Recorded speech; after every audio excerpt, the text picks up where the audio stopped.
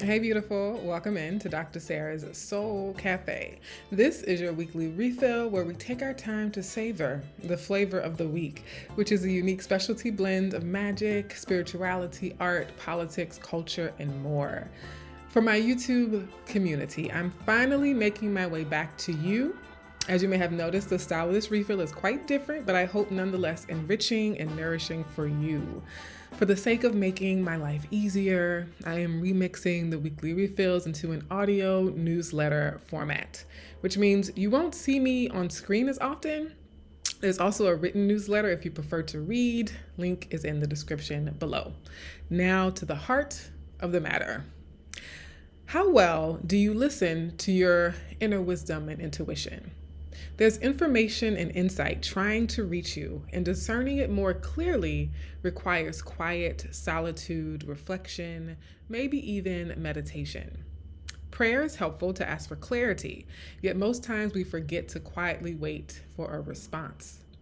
Quietly can mean literal silence and solitude, or it can mean moving through your days with a deeper presence, attunement, awareness, openness, and receptiveness. Be still and know. Flavor of the week.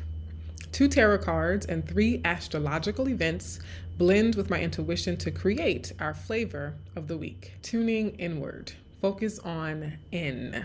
Sometimes we talk about tuning into something else or tuning into someone else, but this week I want you to focus on tuning into yourself, tuning inward. The Hermit in Tarot has been on a journey into uncharted realms, often navigating through the dark with nothing but the pinpoint of starlight held in their own hand. Under our current skies, we just might have extra motivation for paying attention to the details, the refinement, and the quality of our communications, among other things.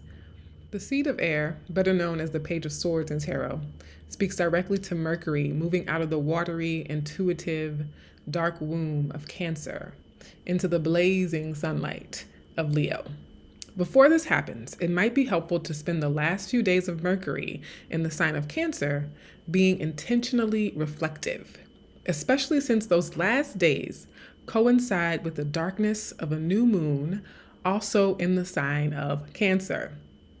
The new moon will nourish your practices of reflection, inner sight, and intuitive clarity. This is particularly blessed because the new moon is conjunct Jupiter. It's standing right next to the big granddaddy of blessings and abundance, luck, also higher knowledge and wisdom. Jupiter is the well-traveled sage, much like the Hermit in Tarot. Jupiter is also really strong and potent now that it's in Cancer, and so it's even better. Chef's kiss. The universe is making beautiful waves, and it calls us to align and flow with these energies in a meaningful way. After all, we are the ones who create meaning. So no matter what the universe serves this week, it helps to meet it with awareness and a spirit of co-creation. The Lineages of Change tarot deck pairs one of our cards with a quote by Ella Baker. Give light and people will find the way. Ella Baker.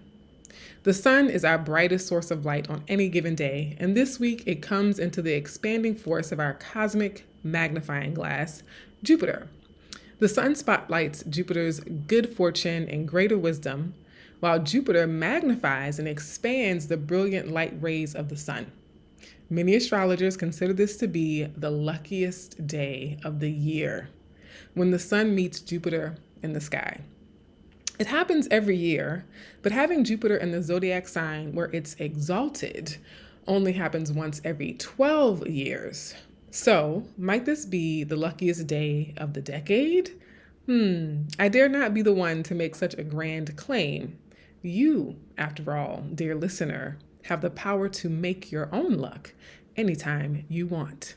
Wink, wink. Nevertheless, I want to say this could be an expanded window into something our soul has been consciously or unconsciously puzzling over or ruminating on. And with Mercury in the same sign, we just might get that epiphany, mental, emotional, or intuitive. It may also come by way of your dreams. Y'all know I love me some dreams. Another quote from the Lineages of Change tarot deck says, the Hermit card specifically, It's time to shape your inner landscape. Remember your deepest inner purpose and destiny that gives you the most pleasure. This is dream work, sleeping or daydreaming. It's time to wander within, aka it's time to tune inward. If you're inclined, pay attention to your dreams, sleeping or waking. Maybe record them, write them down, or journal about them.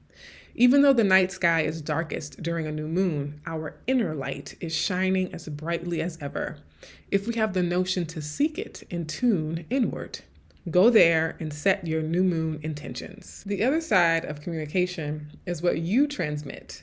With these energies, we want to communicate from our soul's knowing, our deeper wisdom, and we want to be good stewards of our language.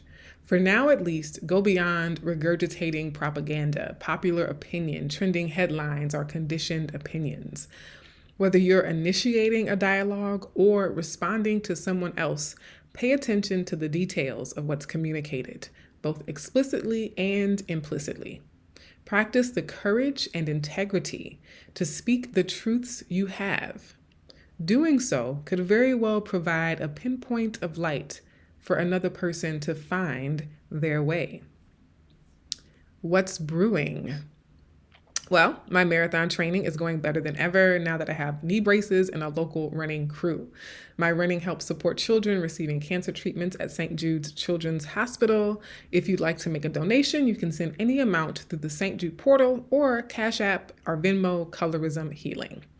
My speaking and coaching, I'm so geeked, is expanded to include not just colorism, of course, but all the things I now teach about in my weekly refills. So the astrology, the tarot, the dream work, all of that is part of the services I provide of speaking and coaching for those who are interested and want to partake.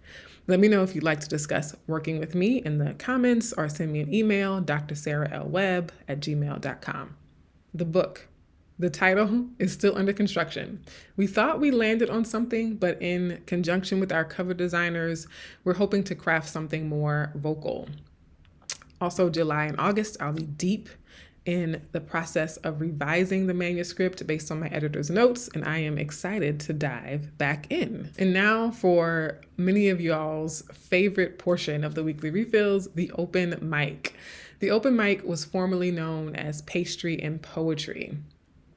I could not find the audio and video of Ella Baker's Give Light speech, but I wanted to make her the featured voice for this week's open mic, again, formerly Pastry and Poetry segment. Ella Baker brings me back to my years living in Oakland, California, where I got my master's degree in creative writing. And I often passed by the Ella Baker Center for Human Rights. I have not studied her life and work the way I have other ancestors, but I know of it, and I trust that she's coming forward now for a purpose. So if you're listening to the audio version of this, you can find a link to Ella Baker's short 2-minute speech on making the struggle every day, linked in the description below. Until next time, my dears, I hope that this has helped you in some way to refill your spiritual cup. I'll see you in the next one. Much love.